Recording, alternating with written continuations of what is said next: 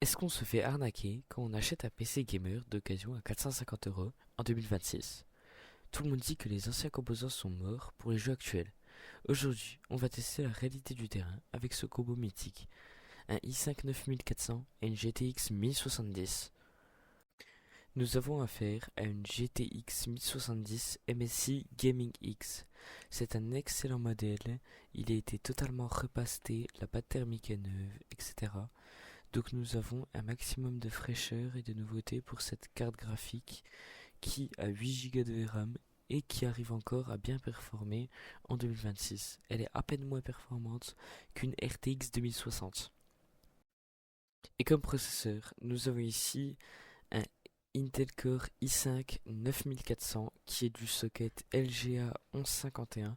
C'est un petit processeur de 9e génération du coup qui possède 6 cœurs 6 threads et puis qui est en fréquence de base à 2,9 GHz.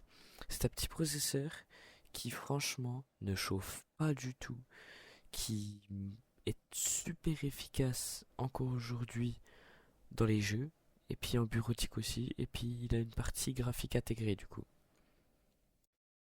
Donc pour finir avec cette introduction, la machine est super propre, la pâte thermique est neuve, le câble management est nickel et elle est prête à l'emploi. La dernière question qu'on peut se poser, c'est qu'est-ce que cette machine a dans le ventre pour faire face à un PC neuf au même budget? Donc nous voilà avec une configuration à 517 $, ce qui fait exactement 450 €.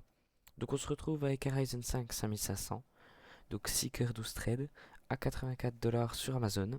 Il est peut-être un peu moins cher des fois sur Top Achat, avec une Gigabyte à 520M KV2 à 64 $ sur Amazon, sachant que le Ventirad il est fourni avec le processeur, donc c'est nickel. Alors en RAM, on a la Crucial 16 Go 2400 MHz en DDR4 CAS17 à 91 $ chez Amazon. En SSD, on a le Silicon Power 256 Go en SATA 3 à 44 $ chez Silicon Power eux-mêmes. En carte graphique, on n'a pas pu en prendre une super bien, donc du coup on se retrouve avec la Intel Arc A380 en 6 Go de VRAM, qui est mieux qu'une partie graphique intégrée de Ryzen 5 5600G. Elle est à 140 $ chez Newwing. Donc en case, on a la Cooler Master Masterbox Q300L en micro ATX à 40 $ chez Amazon. Et en alimentation, on a la fameuse MSI Mag A550BN 80 plus bronze à 54 $ chez Amazon, ce qui nous fait exactement 450 €. Donc, comme on le voit chez User Benchmark, la GTX 1070 est environ 90% plus rapide que la Intel Arc A380 dans le PC neuf. Donc, elle est sortie en 2022, alors que la GTX 1070 est sortie en 2016. Donc, ça fait quand même pas mal de puissance en plus, sachant qu'il y a environ 120% de performance en plus, donc plus du double. C'est énorme. Et pareil pour le score overclocké, qui est beaucoup plus élevé sur une GTX 1070. Maintenant, nous voilà avec la comparaison des processeurs. Donc, d'un côté, on a le Ryzen 5 5500 qui est pour le PC neuf et le Intel Core i5 9400 pour le PC d'occasion. Bon, comme on le voit, le Ryzen 5 5500 est 106% plus rapide que le i5 9400 qui est sorti en 2019. Donc cela fait que dans la puissance brute, le Ryzen 5 5500 ou même pour la bureautique, il est beaucoup plus rapide. Mais après, cela ne va pas influencer sur 50 FPS, voire même 80 FPS de différence, comme le fait la GTX 1070 à la Intel Arc A380. Donc le PC d'occasion reste toujours rentable, car le i5 9400 est compatible Windows 11, donc est encore pertinent aujourd'hui.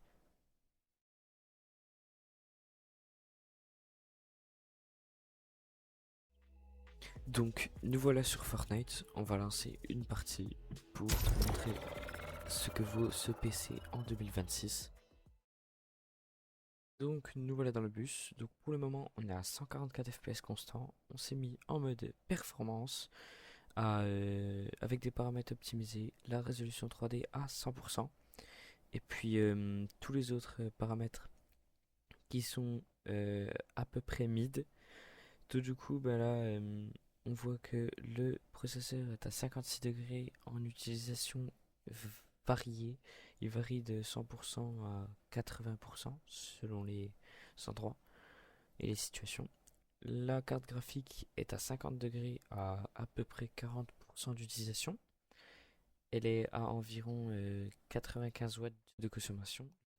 Donc, du coup, bah là, on voit que le gameplay est plutôt fluide, même si du coup, avec l'enregistrement, c'est pas non plus super propre, mais en vrai, quand je jouais, c'était vraiment super propre. Donc là, je vais vous laisser avec une petite compilation des moments forts dans la game et surtout d'un peu de gameplay pour voir la fluidité, etc.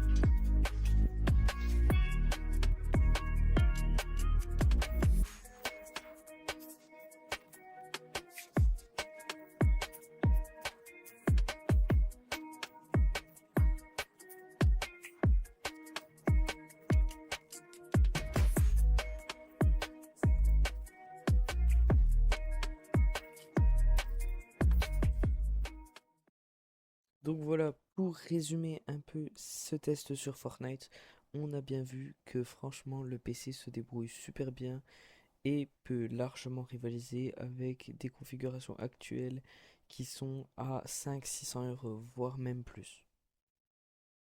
Donc on va passer à la suite des tests sur Valorant et ensuite sur Rocket League. Bon, nous voilà sur Valorant. Bon, le jeu se bloque constamment en 4K. Je ne sais pas pourquoi. Mais bon, tant mieux, ça veut dire qu'en 1080p, il aura beaucoup plus de performance. Donc, pour le moment, on est à environ déjà plus de 260 FPS en phase de jeu. Donc, là, au niveau de l'utilisation, le processeur, il est à environ 90%, sachant qu'on est en paramètres élevés, à 56 degrés environ. La carte graphique, elle est à 100%, ou entre 95 et 100%. Elle est à 63 degrés. Et faut bien préciser que pour le coup, on est vraiment en 4K élevé sur Valorant à plus de 260 FPS en phase de jeu. C'est vraiment parfait. Donc je vais vous laisser pareil avec 2-3 aperçus de gameplay pour vous pour que vous voyez la fluidité du jeu, tout ça, comme Fortnite.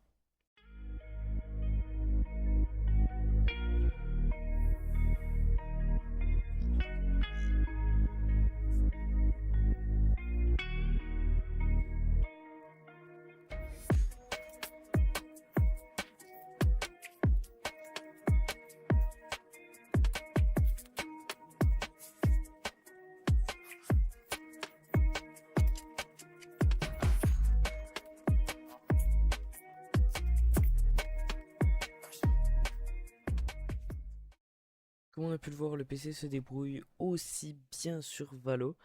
Donc on va passer à Rocket League.